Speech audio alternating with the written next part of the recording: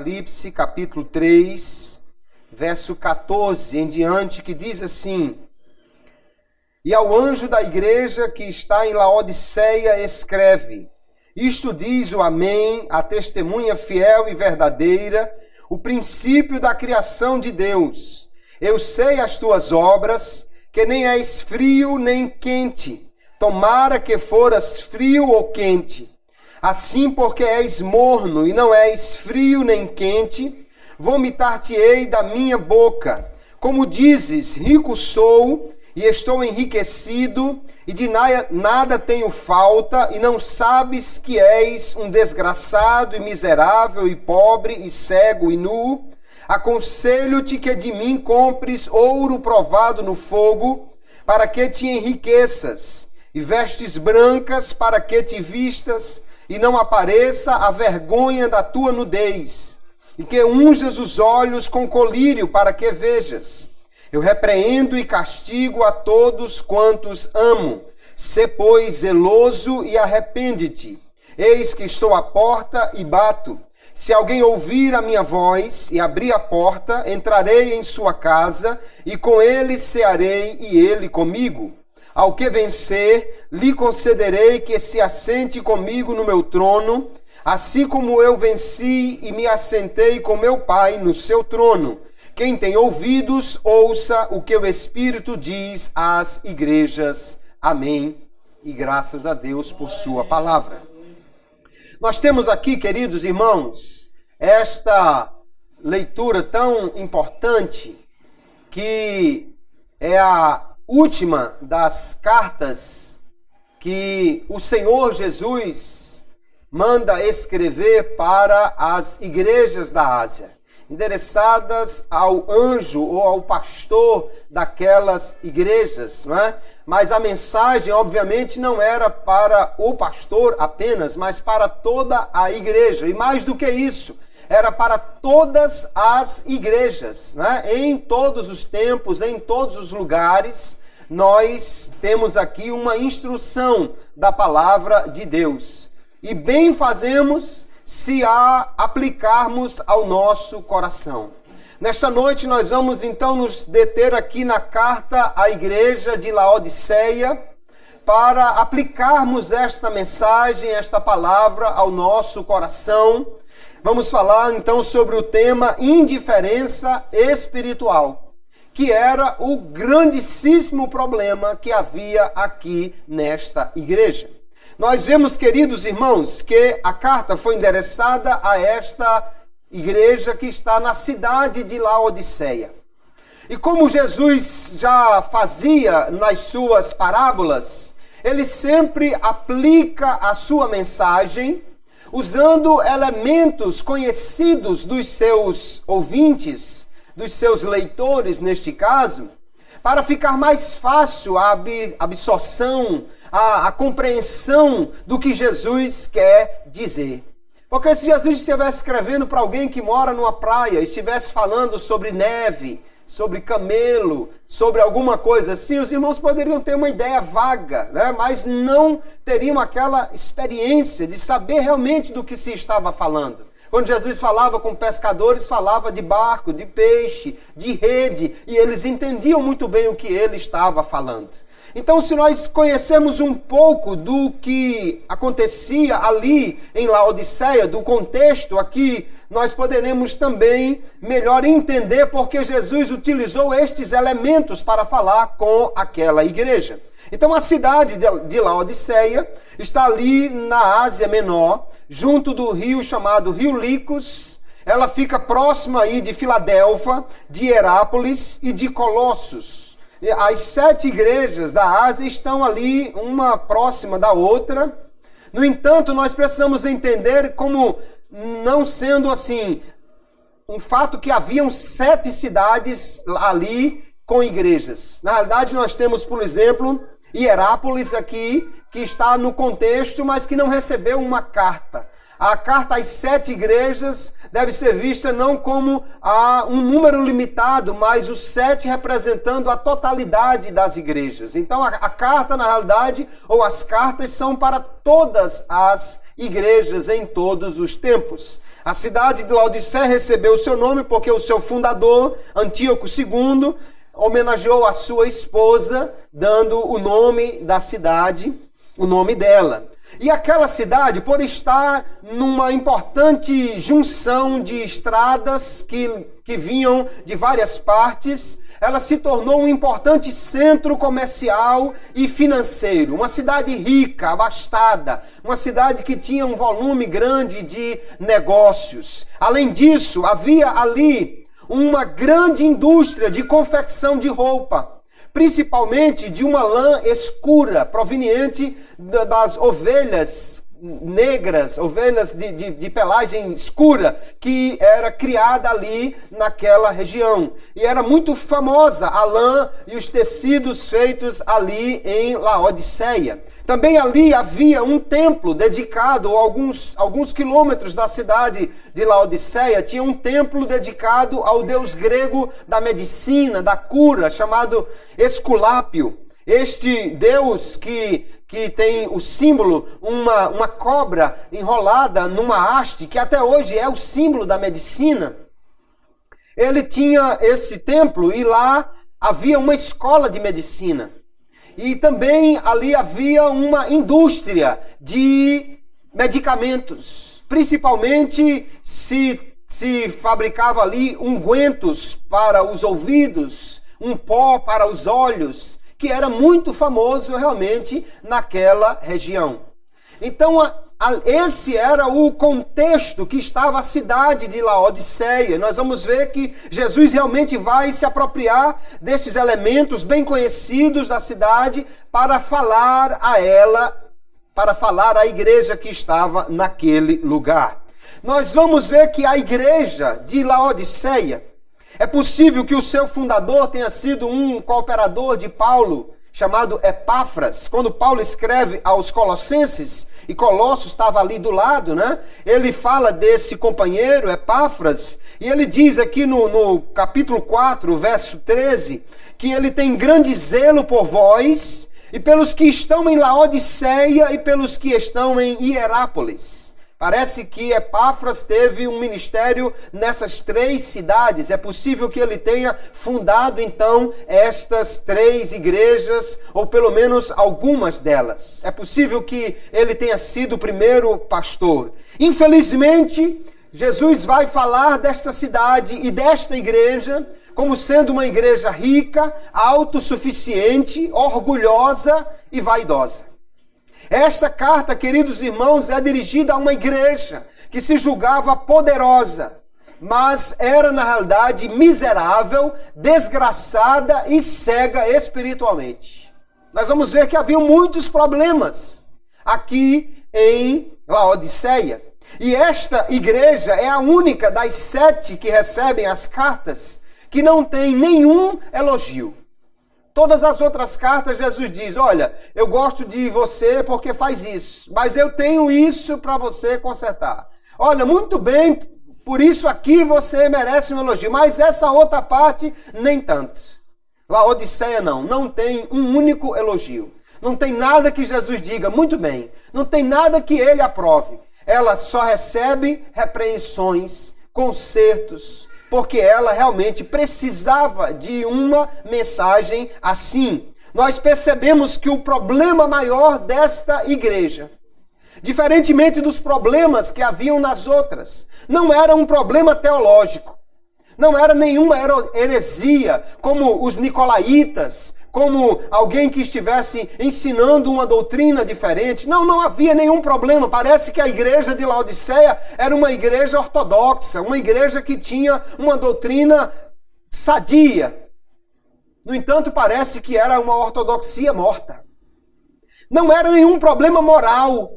Não há aqui nenhum pecado denunciado, nenhuma iniquidade. Não está dizendo que tolera Jezabel, não está dizendo que havia imoralidade, que havia idolatria. Não há nada desse tipo denunciado aqui. Também não há problemas de perseguição, de alguém que estivesse sofrendo, sendo perseguido. Qual é o grande problema da igreja que estava em Laodiceia? Lhe faltava fervor espiritual. A igreja tinha uma vida espiritual morna, indiferente, apática. Ela não tinha mais aquele fogo no coração, não tinha mais aquele coração aquecido, não tinha mais aquele zelo, não tinha mais aquele prazer em fazer alguma coisa para Jesus.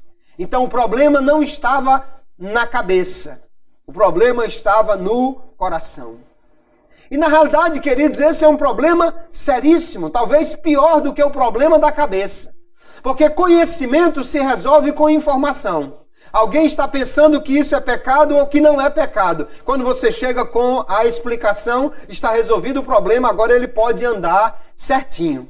Mas quando alguém, mesmo sabendo o certo e o errado, ainda assim não tem vigor espiritual, a situação é mais complicada de se resolver. Mas nós vamos ver como Jesus então vai trabalhar, como ele vai falar a esta igreja. É ele quem escreve esta carta. Ele está ditando a carta para João. Vamos ver como Jesus se apresenta para esta igreja. Porque para cada uma das igrejas, Jesus se apresentou com um quadro, um tom diferente. Para a igreja de Laodiceia, ele se apresenta como o Amém. Amém é uma palavra hebraica que quer dizer assim seja. É uma palavra de confirmação. Jesus muitas vezes usou esta palavra. Quando na Bíblia está traduzido, na verdade, vos digo. No texto grego, Jesus estava dizendo amém, amém. Ele sempre usa essa palavra para mostrar a veracidade da sua afirmação. E aqui o amém quer dizer que Jesus é o cumpridor das promessas. É aquele que se apresenta como a testemunha fiel e verdadeira, ou seja, alguém cuja palavra é inteiramente confiável. Jesus é aquele que começa dizendo uma coisa e termina dizendo isso. É aquele que diz que está conosco e está todos os dias. É aquele que diz que vai fazer e faz e nunca deixa de cumprir. É aquele que é fiel e verdadeiro. Aquele com quem você sempre pode contar, porque ele nunca falha naquilo que ele promete. Talvez a igreja de Laodiceia tivesse problemas em cumprir o compromisso que ela tinha com Jesus, mas Jesus não teria nenhum problema de cumprir o que ele havia afirmado à igreja. Ele se apresenta também como o princípio da criação de Deus, ou seja, aquele por meio de quem tudo foi criado. Ele é o meio pelo qual Deus criou todas as coisas. E aí nós precisamos entender, então, que Jesus está dizendo aqui que tudo que existe vem dele. Que ninguém pode obter nada se não for por meio dele, porque ele foi quem criou todas as coisas.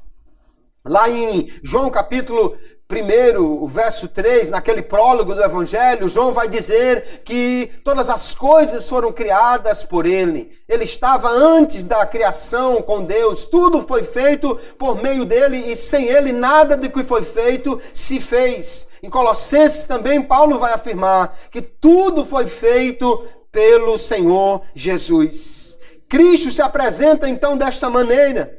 Ele vai se apresentar ainda como aquele que ama essa igreja. E porque a ama, ele repreende e castiga. Ele é então o pai que ama o filho e por isso irá repreendê-lo, porque quer o melhor para esse filho. Jesus se apresenta ainda como um vencedor que compartilha a sua vitória. E ele é ainda o Senhor que ficou do lado de fora da igreja. Veja que essa igreja aqui está diante de um quadro difícil. Jesus está falando para uma igreja, porém ele está do lado de fora, batendo na porta, esperando que alguém abra para que ele possa entrar. Que situação é esta desta igreja? Que só recebe repreensões e que deixou Jesus do lado de fora. Vamos olhar então os principais problemas que havia na igreja lá em Laodiceia. Para nós também verificarmos se não temos algum desses problemas. E se tivermos, corrigirmos assim com a solução que Jesus dá para a correção dos problemas desta igreja. O primeiro grande problema que havia na igreja de Laodiceia é que havia uma apatia espiritual, uma indiferença espiritual, uma mornidão espiritual. Esta igreja, queridos, estava realmente numa situação difícil. E o Senhor começa dizendo assim para ela no versículo 15: eu sei as tuas obras, eu conheço as tuas obras. Se há uma coisa que ninguém pode esconder, é alguma coisa de Jesus. Ninguém pode esconder nada de Jesus.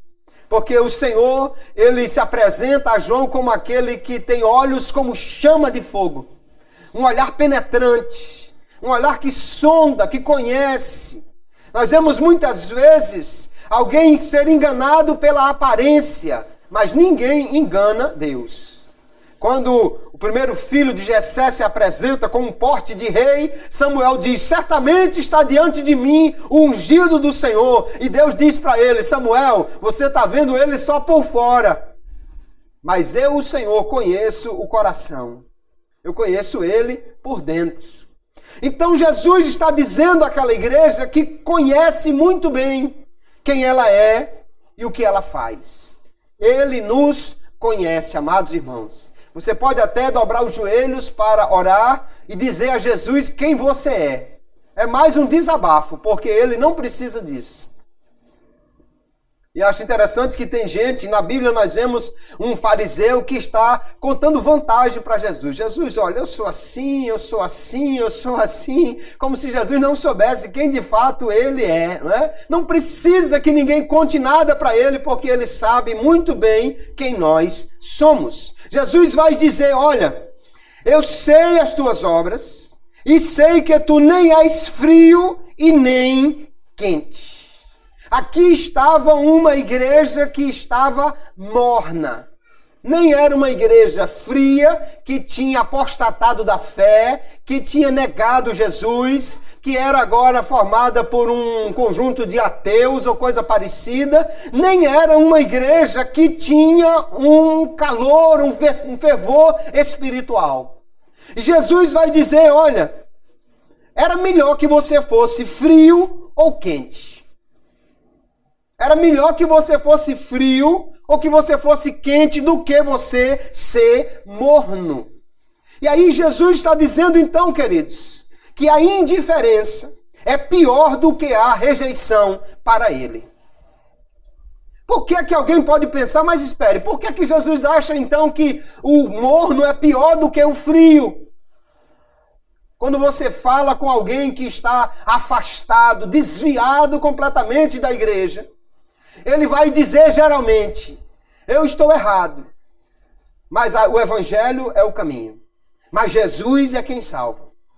Eu estou errado, eu estou afastado, mas eu sei que só Jesus é o caminho, é a solução. Ele então está errado, mas dá testemunho que Jesus é o caminho, é o que faz a coisa certa, é o que segue o evangelho, é o que segue a Jesus. O problema do morno é que nem ele está realmente quente, nem ele está totalmente frio. Só que no mundo espiritual, queridos irmãos, não existe neutralidade. Ninguém pode ficar meio lá, meio cá. Não existe aquele famoso crente com um pé na estrada e um pé no mato, né? Um pé no caminho, um pé fora. Não existe esse crente que seja considerado realmente por Jesus como um crente. Aquele famoso crente Raimundo, né? Um pé na igreja, um pé no mundo. Não existe esse crente meio lá, meio cá. Jesus reprova esse tipo de atitude. Veja que Mateus capítulo 12, verso 30, Jesus diz, quem não é comigo é contra mim, e quem comigo não ajunta, espalha.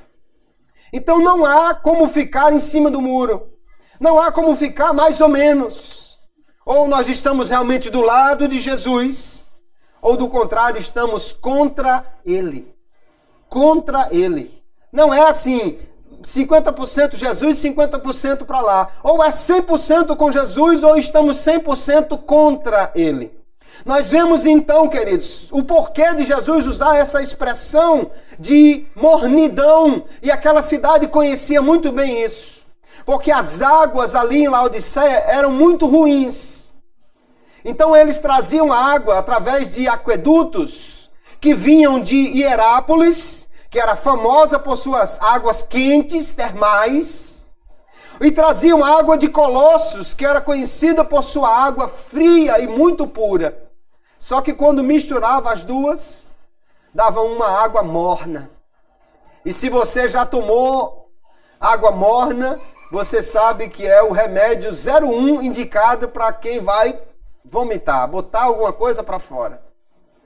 A água morna era o que os laodicenses estavam acostumados a receber. Quando você abria uma torneira em Laodiceia, a água que saía era morna. E se alguém tomava aquilo, já tinha ânsias de vômito. E é exatamente o que Jesus está dizendo que ele está sentindo com a mornidão daquela igreja. Ele diz: assim porque és morno e não és frio nem quente, vomitar-te-ei da minha boca.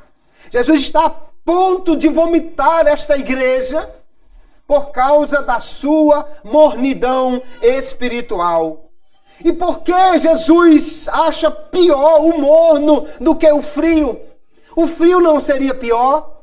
O que se afastou completamente, o que rejeitou, o que apostatou, não seria pior?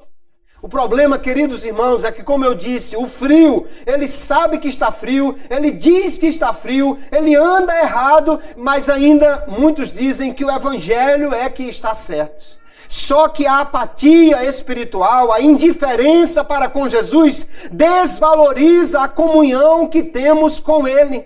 Desvaloriza o que Ele fez por nós. Desvaloriza o que Ele tem nos dado. Quando nós estamos indiferentes a Jesus, então parece que o que Ele fez por nós não foi nada. Ou quase nada. Quando nós estamos indiferentes a Jesus, parece que ter contato com Ele, ter comunhão com Ele, não é uma coisa assim tão satisfatória. Quando alguém está em mornidão espiritual, em apatia espiritual, queridos, eles estão passando uma falsa impressão de Cristo, como se fosse algo que realmente não satisfaz o homem. Porque se Cristo fosse tão bom como as Escrituras dizem, se Cristo fosse tão bom como realmente Ele se mostra ser nas Escrituras, ou como dão testemunho aqueles que têm o coração aquecido por Ele, então os cristãos não fariam tão pouco caso de estar junto dEle, não poriam tão pouco o coração nele, não estariam tão pouco dispostos a estar com Ele e nem estariam dispostos a buscar prazer ou felicidade fora de Cristo no mundo. Quando alguém está indiferente a Jesus, mas ele continua sendo um crente, ele está passando uma mensagem. Ele está dizendo ao mundo: pode ficar aí mesmo. Aqui não tem nada melhor do que o que você já tem.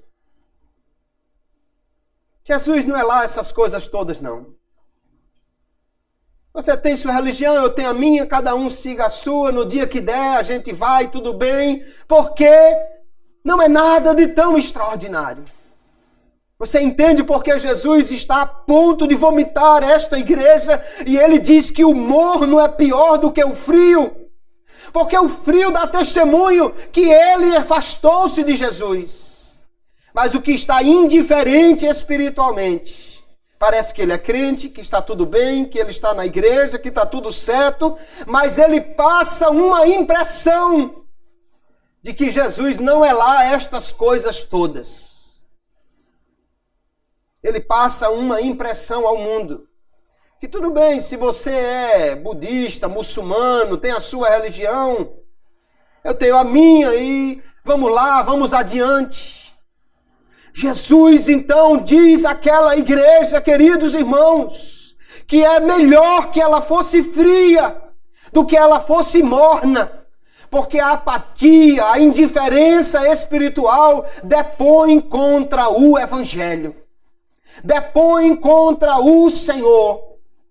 É impossível que alguém realmente conheça Jesus, que alguém receba dele o perdão dos pecados, a vida eterna, que alguém tenha o Espírito Santo morando dentro dele, que alguém receba os dons espirituais, que alguém tenha o vigor espiritual que só o Evangelho pode dar, a vida eterna, e ainda assim continue sem valorizar aquilo que recebeu de Cristo.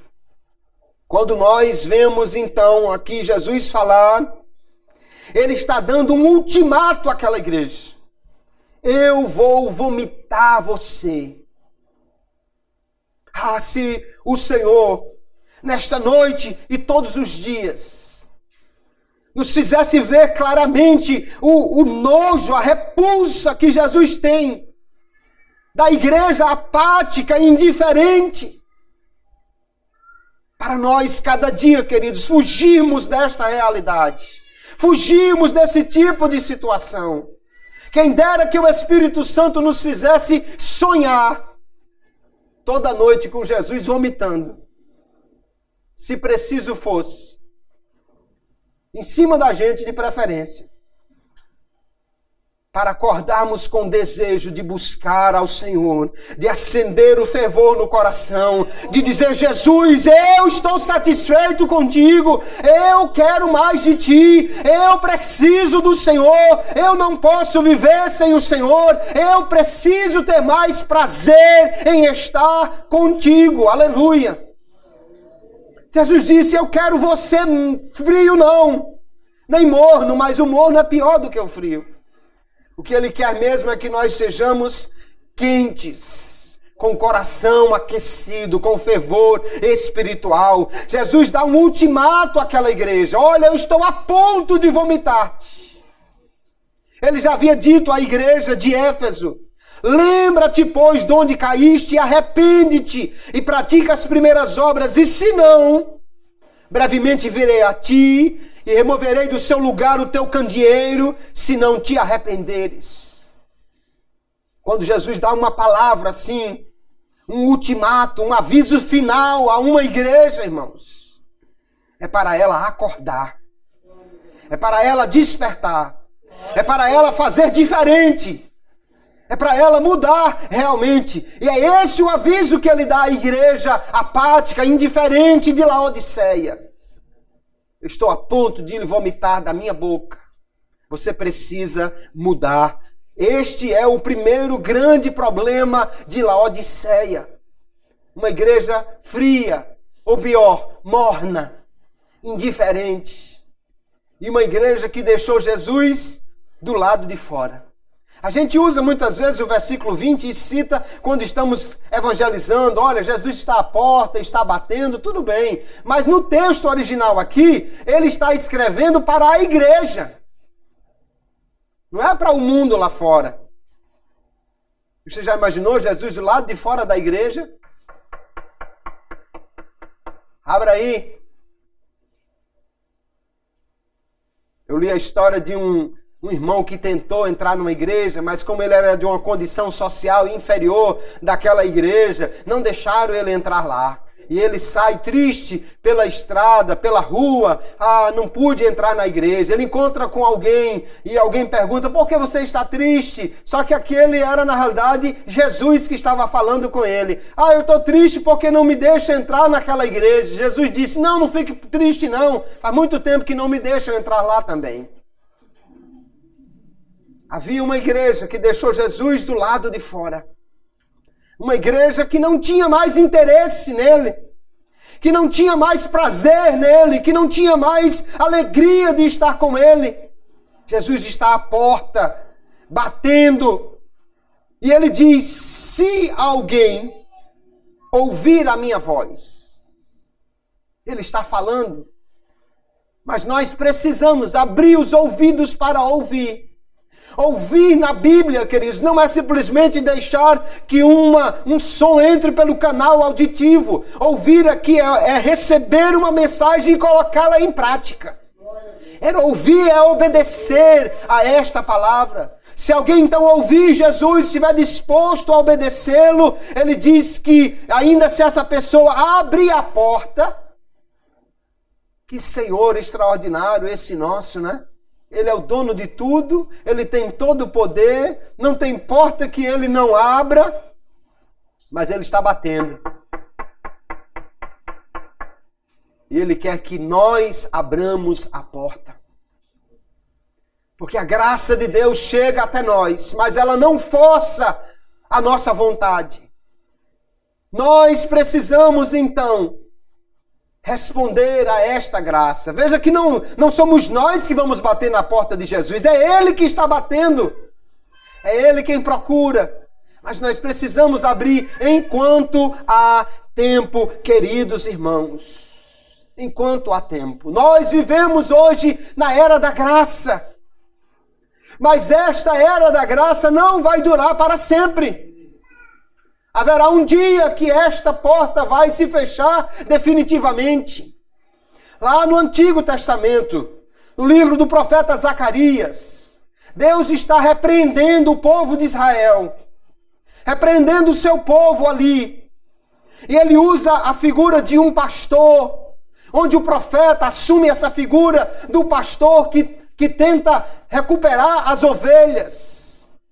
E Jesus, ou o Deus Pai ali no Antigo Testamento, ele vai falar que o pastor, ele mesmo vai ser o pastor daquelas ovelhas, e ele tem duas varas. Uma ele chama de graça, ou em algumas versões chama de suavidade.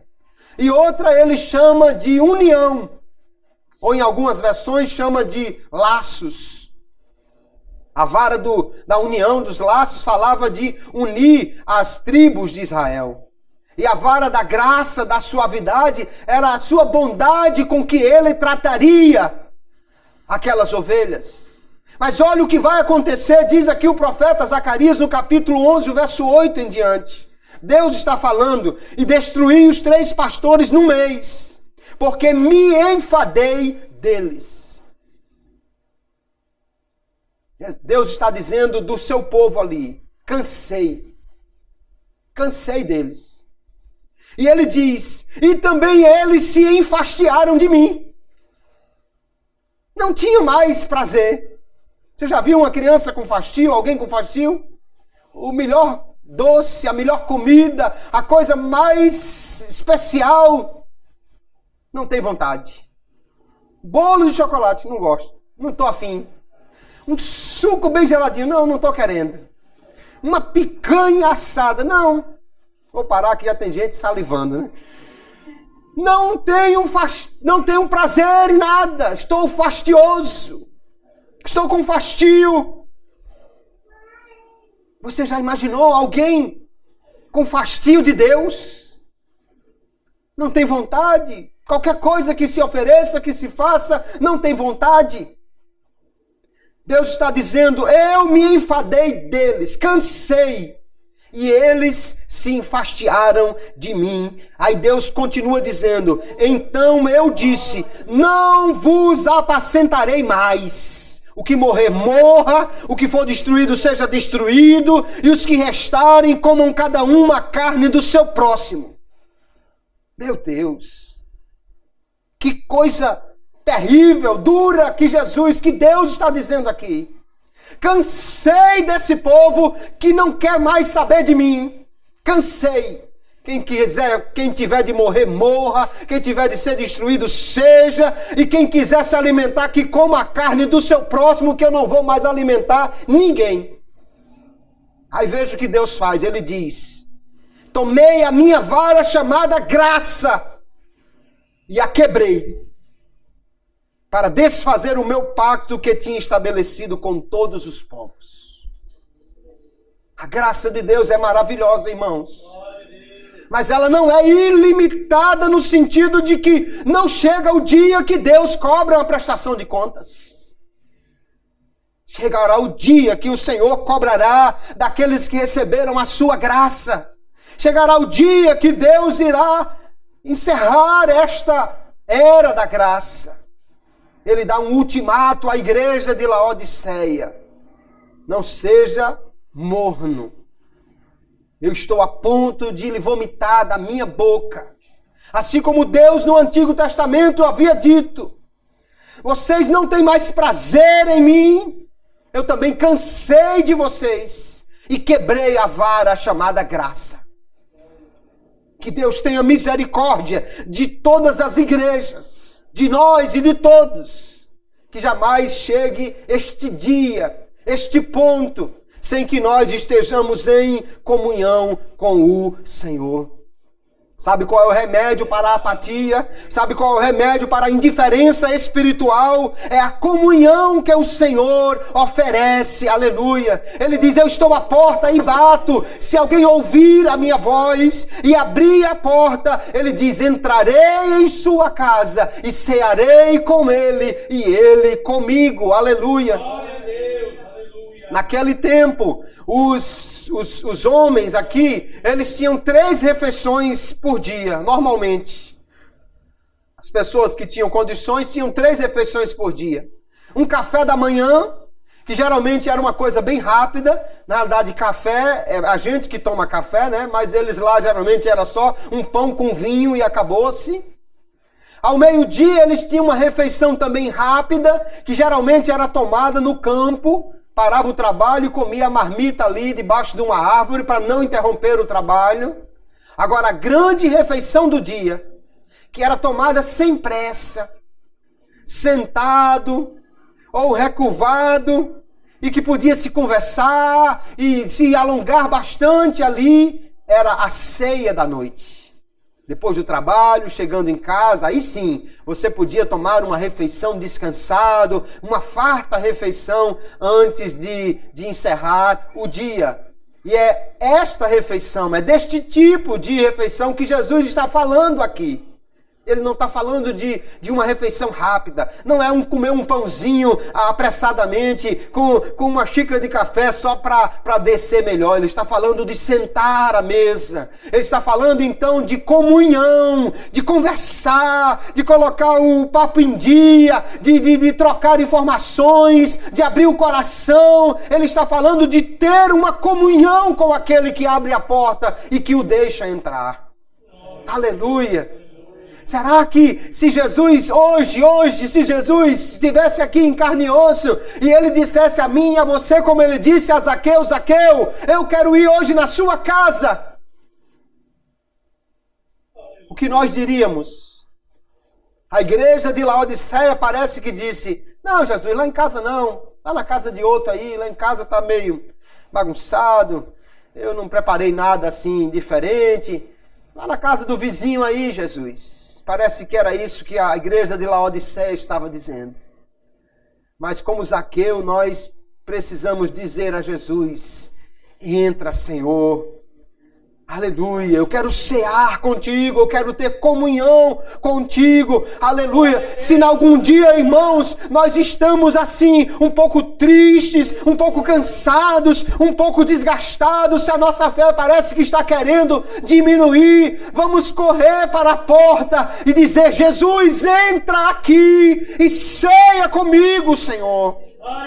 Ceia comigo, senta-te aqui, Senhor, vamos conversar, eu quero ouvir a tua voz, eu quero falar contigo, eu quero colocar a minha cabeça no teu colo, eu quero te abraçar, eu quero cear contigo. Está ficando frio aí o coração, irmão? Então abra a porta e peça que o Senhor aqueça com a sua presença, aqueça com a comunhão que Ele tem para nos dar. O nosso problema não é que Jesus não esteja disposto. O problema desta igreja aqui é que ela não está sentindo falta de Jesus. Ela não está interessada nele. Mas Ele está disposto a entrar e ter comunhão com os crentes. É Ele mesmo, o Senhor, que está buscando esse relacionamento próximo, chegado, fervoroso, de estar ali para tomar uma refeição, uma ceia, ter comunhão com aquele povo. primeiro grande problema da igreja de Laodiceia era a apatia espiritual. Mas havia um outro problema, que era exatamente o que estava gerando essa indiferença. O problema era o orgulho, a autossuficiência. O Jesus vai chegar para essa igreja e dizer: olha, você está dizendo assim, eu sou rico e estou enriquecido e de nada tenho falta. Essa igreja achava que tinha tudo, não precisava de nada. Isso refletia, irmãos, o comportamento daquela comunidade. A igreja de Laodiceia estava numa cidade orgulhosa. A cidade de Laodiceia era muito orgulhosa e autossuficiente. Conta a história que no ano 60, 61, houve um terremoto que destruiu quase toda a cidade. O governo romano ofereceu dinheiro para reconstruir a cidade. Eles disseram: não precisa de ajuda de ninguém. Aqui a gente tem recurso suficiente, e reconstruir a cidade sem querer, aliás, rejeitando o recurso do governo. Eles mesmos acharam que tinham o suficiente para fazer. A igreja de Laodiceia estava seguindo o mesmo comportamento da comunidade. Estava dizendo: eu sou rico, eu estou enriquecido, ou seja, eu acumulei riquezas. Eu obtive riqueza com meu próprio esforço. Ela mostrava tanto uma autossatisfação, eu sou rica, como o orgulho de dizer: eu conquistei isso. Eu estou enriquecido, eu ajuntei isso. Foi o meu esforço, fui eu quem fiz isso aqui. E nós precisamos ter um cuidado, queridos irmãos. É para não deixar que o sentimento ou algo que exista na comunidade afete a nossa vida espiritual. Tem cidades que têm uma grande expressão religiosa. Um círio, uma catedral, uma estátua. A igreja não pode se envolver com estas coisas. A igreja que estiver numa comunidade dessa não pode se envolver. Há outras comunidades que são conhecidas por uma grande realização festiva, o maior carnaval do mundo, o maior forró do mundo, a Oktoberfest. A igreja também não pode se envolver com estas coisas. Há outras expressões populares em muitos lugares, mas a igreja precisa ter o cuidado de não deixar que esse tipo de comportamento, de sentimento que há na população ou na comunidade afete a nossa vida espiritual. Aquela igreja achava que já tinha tudo, que não precisava de nada. O escritor de Provérbios diz que a alma farta pisa os favos de mel. Está tão satisfeita com nada que não quer mais nada, já está satisfeito de nada também, né? Já tem nada suficiente, não quer mais nada. Não quero o melhor na realidade. Jesus disse: você pensa que é rico? Então deixa eu dar o diagnóstico. Você na realidade é um desgraçado, miserável, pobre e cego e nu. Veja que situação difícil. Um cego pedindo esmola, em farrapos, praticamente nu, era melhor do que aquela igreja. Um cego miserável, praticamente nu, pedindo esmola na rua, estava numa situação melhor do que aquela igreja rica e presunçosa. O pobre, o cego e o nu aqui reflete a condição espiritual dela. Eles se julgavam muita coisa, na realidade não era nada. Agora veja que parece até irônico isso aqui. Porque a igreja era pobre numa cidade que era financeiramente rica. Era uma igreja cega numa comunidade que tinha a melhor escola de medicina da região. E uma igreja nua num lugar que era famoso pela fabricação de roupas. Então parece que ela tinha tudo para estar bem e na realidade ignorava tudo o que tinha e estava numa condição espiritual deplorável. deplorável por conta do orgulho, da autossuficiência. Parecia que não precisava de nada. Sabe qual é o remédio de Jesus? Ele diz assim: eu aconselho que você compre de mim ouro provado no fogo. Provado no fogo significa que as impurezas foram tiradas. Era então um ouro puro, um ouro genuíno, verdadeiro, uma riqueza real. Jesus estava falando então de uma riqueza realmente que enriqueceria, que traria valor à vida de alguém. O que aquela igreja achava que tinha não era nada. Porque se não tivermos Jesus, queridos, na realidade nós não temos nada. Quem tem Jesus tem tudo, dizia um antigo hino. Quem não tem nada. Mas quem tem Jesus Cristo, no céu já tem morada. Quem tem Jesus tem tudo. Quem não tem, o que quer que ele tenha, não vale nada. Sem a comunhão com Jesus, sem a presença de Jesus, sem a graça de Jesus, sem a bênção de Jesus, não vale nada, irmãos. Não vale nada. Picanha vira cuscuz seco se não tiver Jesus. Não vale nada. Jesus diz: compre de mim ouro. Agora ouro puro. Ouro sem impureza. E também compre vestes brancas, para que você se vista e não apareça a vergonha da tua nudez. É interessante que ele fala de vestes brancas. E lá no Apocalipse ele vai falar ainda sobre essa veste pura. Agora é interessante entender uma coisa, queridos irmãos. Jesus disse: para que te cubras, te vistas e não apareça a vergonha da tua nudez. Na antiguidade, pouca roupa, expor o corpo, era a pior humilhação que alguém podia passar. No segundo livro de Samuel tem uma história que Davi enviou uns emissários, uns mensageiros para uma cidade. O rei daquela cidade, achando que eles eram espiões, pegou aqueles homens, mandou arrancar um pedaço da roupa deles que ficou mostrando o que não devia, e mandou arrancar a barba deles e devolveu eles assim meio pelados e meio feita a barba só de um lado. O texto diz que eles ficaram com tanta vergonha que não puderam nem sequer entrar na cidade. Davi foi ao encontro deles porque eles tinham vergonha de aparecer a qualquer pessoa. No mundo antigo, nudez era uma vergonha. A pior humilhação que alguém podia sofrer era ser exposto à sua carne, o seu corpo em público.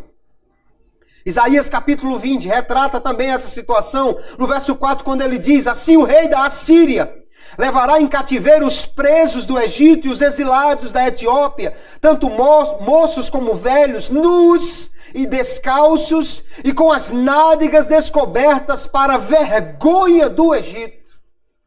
Mostrar o corpo era uma vergonha. Infelizmente, hoje parece que essa realidade está completamente mudada.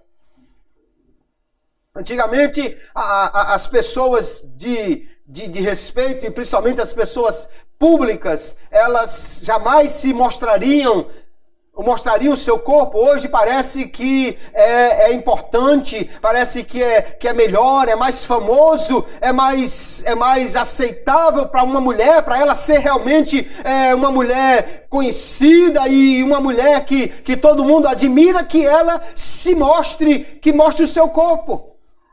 E infelizmente, queridos irmãos, até na igreja nós estamos vendo estas coisas. Muita gente copiando o mundo. No mundo, nudez, expor o corpo é vantagem. Na Bíblia Sagrada, expor o corpo é vergonha. É vergonha.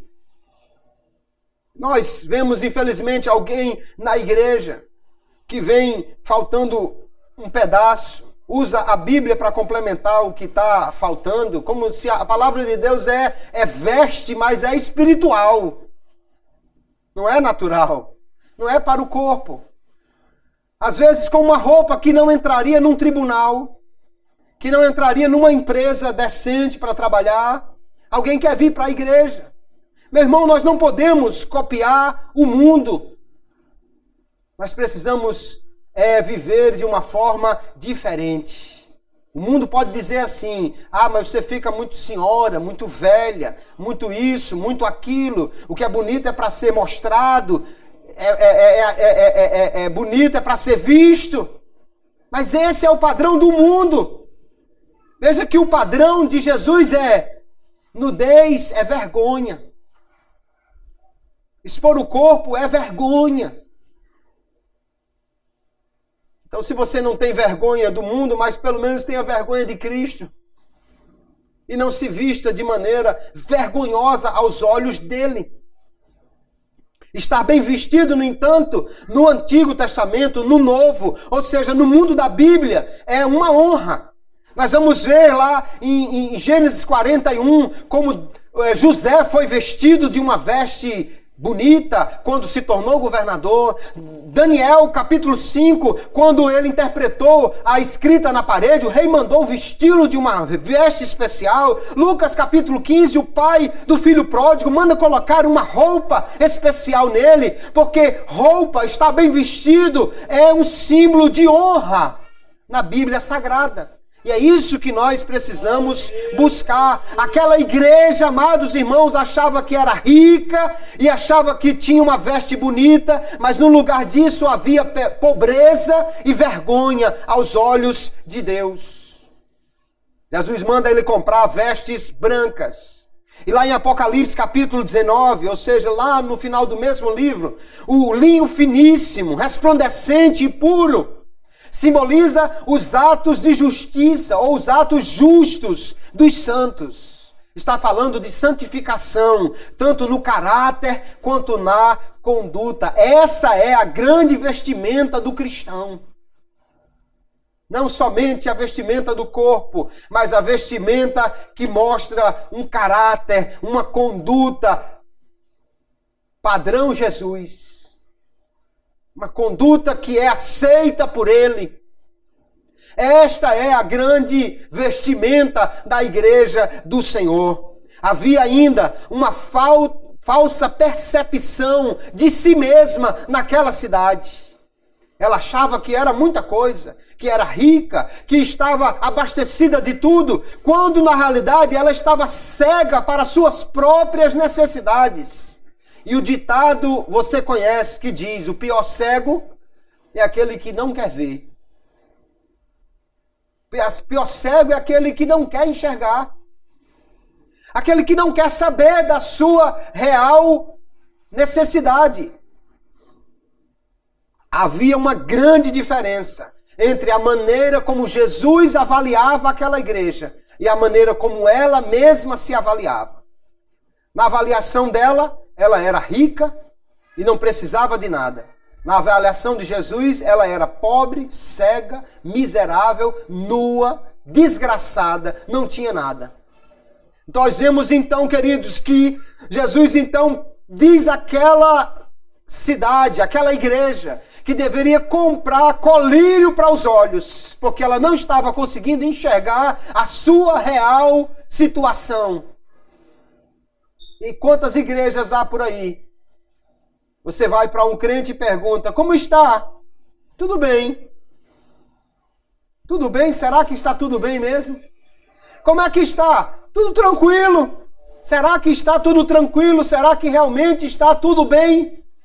Nós precisamos, queridos, olhar pelos olhos de Jesus. Havia um pó que era usado como colírio, que era usado para aplicar nos olhos, naquela escola de medicina lá, que era muito famoso em toda a região.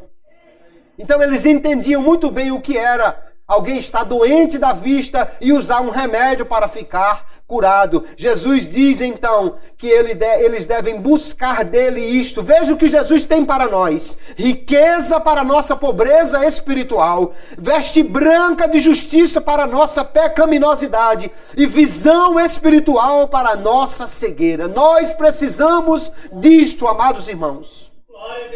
Precisamos ter essas coisas que o Senhor nos oferece: riqueza, veste branca e colírio para ter a visão correta, a visão espiritual verdadeira. Aleluia. O Senhor diz então àquela igreja: eu repreendo e castigo a todos quantos amo. Porque Deus está puxando a orelha dessa igreja. Porque Ele ama. Porque Ele ama, então Ele repreende e castiga. Primeiro Ele está repreendendo aqui, né? E se não tiver cuidado, o próximo passo é o castigo. E a Bíblia diz, queridos, que quem ama, castiga. Nós vemos lá em Hebreus, capítulo 12. Hebreus, capítulo 12. Porque o Senhor corrige o que ama e açoita qualquer que recebe por filho. Se suportais a correção, Deus os trata como filhos. Porque que filho há quem o pai não corrija? Mas se estáis sem disciplina, da qual todos são feitos participantes, sois então bastardos e não filhos. E ele fala que os pais corrigiam os filhos, e ele diz: aqueles, na verdade, por um pouco de tempo nos corrigiam como bem lhes parecia, mas este, o Senhor, para nosso proveito, para sermos participantes da sua santidade. Aleluia. Porque Deus quer que nós sejamos santos. Ele nos corrige, Ele nos castiga se for preciso, porque Ele quer que nós sejamos santos. Porque no céu, queridos, só vai morar esse tipo de gente. Sem santificação, ninguém verá o Senhor. Deus então diz àquela igreja: seja zeloso. Zeloso é a mesma palavra para ciumento, é a mesma palavra para arder em ciúmes. Tem o sentido de ser quente, aquecido, tenha calor, tenha vigor, e mude de atitude, arrependa-se. É isso que o Senhor quer da igreja que está indiferente espiritualmente. Aqueça o coração. Mude de atitude. Jesus está aí, pronto para oferecer comunhão. Nós precisamos corresponder a esse oferecimento, dizendo ao Senhor: entra, meu Senhor, e faz, aleluia, esta ceia, esta festa na minha vida. É só por meio desta comunhão com Jesus, amados irmãos, que Ele está à porta e oferece, que nós podemos ter vitória. Aleluia. Ao que vencer, Ele diz: eu lhe concederei que se assente comigo no meu trono. Entenda que vencer aqui não é só vencer as lutas da vida. Vencer aqui é vencer a morte, é ir para o céu. É vencer o pecado, é vencer o inferno, o diabo. Vencer aqui não é uma coisa simples, irmãos. Vencer aqui é simplesmente a única coisa certa que alguém pode almejar e fazer. Jesus é o único que pode nos dar vitória, porque Ele é o único vencedor absoluto. Você conhece muitos atletas e pessoas aí que tiveram muitas vitórias na vida, mas todo homem vai perder para a morte. Podia citar aqui Ayrton Senna. Quantas vitórias aquele homem não teve? Um dia perdeu. Perdeu a vida, perdeu para a morte. Eu vi de um lutador aí de MMA que já tinha 400 e tantas lutas invicto. Mas um dia ele vai perder para a morte. No final, todo homem perde. Só há um vencedor absoluto, que é Jesus Cristo, o Filho de Deus. Aleluia. Porque Ele venceu a morte. Aleluia. Nós somos então nele mais do que vencedores. Aleluia. Só em Jesus nós somos vencedores. Ele vai aparecer a João lá no capítulo 1 e vai dizer: João, aleluia, eu sou o primeiro e o último, e o que vivo e foi morto, mas eis aqui estou vivo para todos sempre, amém, e tenho as chaves da morte e do inferno, aleluia. O único vencedor absoluto é Cristo, irmãos. Ele teve a vitória final e nunca mais vai perder. Aliás, Ele nunca perdeu. Mas aqui ele teve a vitória definitiva. E só vencerá a morte aquele que estiver em comunhão com ele. Estar em comunhão com Jesus é vencer definitivamente. Aquele que não estiver com Jesus perderá. Irá para a eternidade sem o único que pode dar a vida e, portanto, irá para a morte eterna. Nós precisamos, então, buscar esta comunhão com Cristo. A indiferença espiritual, causada aqui pelo orgulho, pela autossuficiência, por uma falsa percepção da realidade, ela recebe uma grande repreensão de Cristo.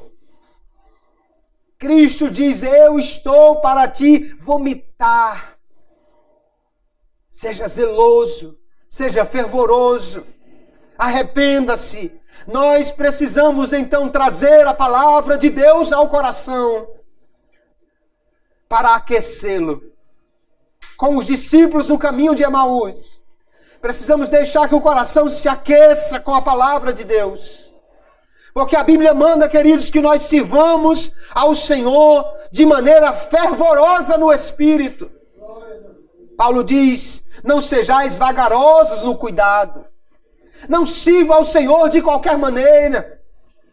Não seja um crente mais ou menos. Não seja um crente parcial. Seja um crente cheio do Espírito, seja um crente fervoroso, seja um crente cheio, aleluia, desta chama no coração. Sirva ao Senhor com alegria, tenha alegria de ir para a sua casa, tenha prazer de trabalhar para Ele, tenha alegria de ter compromisso com Ele. Se algo está faltando para isso, Jesus está à porta dizendo: abra aí que eu vou fazer uma festa. Abra aí que eu vou cear com você. Abra que eu quero ter comunhão contigo. Que o Senhor nos ajude, queridos irmãos. Porque a carta se encerra dizendo: quem tem ouvidos, ouça o que o Espírito diz às igrejas. Eu não vou perguntar porque eu já sei a resposta. Quem tem ouvidos? Só que o ter ouvidos aqui não é simplesmente ter a orelha e um buraquinho. A orelha e o canal auditivo. Ter ouvidos aqui é estar pronto para ouvir. Estar desejoso de ouvir. Porque tem gente que tem ouvidos, mas não ouve. Tem gente que ouve a palavra, mas não guarda. Às vezes, irmãos, a mensagem é mais recebida pelos bancos do que pelos seus ocupantes. Nós precisamos ouvir a palavra e guardá-la no coração. A mesma palavra com Tiago escrevendo diz: não sejamos ouvintes, mas praticantes desta palavra. Jesus diz: quem tem ouvidos, ouça o que o Espírito diz às igrejas. As igrejas não é só aquelas 7, é a todas as igrejas. É a nossa igreja, é a mim, é a você que o Senhor nos fala nesta noite. Não podemos ser mornos na nossa vida espiritual. Do contrário, Jesus está enojado desse tipo de atitude e comportamento. Ele quer que nós tenhamos o coração quente, aleluia. E Ele é o que está pronto para aquecer o nosso coração. Que nesta noite essa mensagem seja guardada em corações que estão sendo aquecidos. Que nós possamos despertar e orar dizendo: Senhor, aquece o meu coração. Senhor, sopra as cinzas e aviva as brasas no meu coração. Que possamos despertar, irmãos, para buscar ao Senhor e receber dele o que Ele realmente tem para nós. Reconhecer que nós precisamos dele, dependemos dele e que Ele tem nos dado muitas coisas. Nós só precisamos abraçar o que Ele tem. Porque se continuarmos mornos, estamos dizendo ao mundo: não vale a pena ser crente. Jesus não é lá essas coisas todas, não. Por isso Jesus abomina essa indiferença espiritual e quer de mim e de você uma mudança de atitude. para sermos crentes